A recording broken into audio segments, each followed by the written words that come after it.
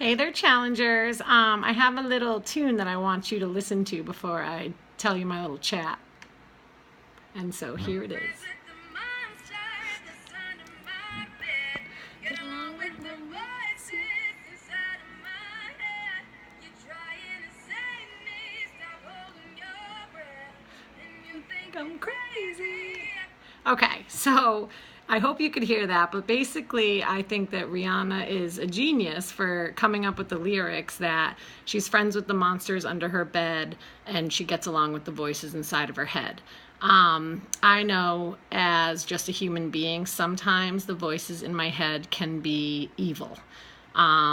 They can say negative things about myself. Sometimes I look in the mirror and I don't see the positive, I see the negative and I focus on that.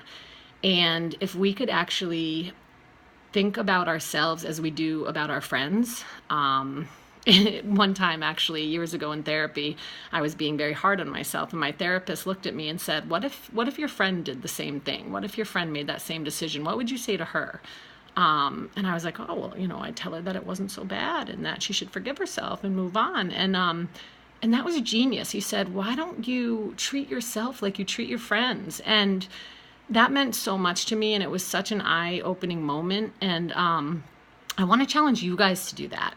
Become friends with the voices in your head. Be nicer to yourself. Praise yourself. Think about the good. And when those negative voices sneak into your head, don't let them. Kick them out. You deserve better. You're all here because you believe in better, because you want better for yourself. And so you have to start telling yourself that.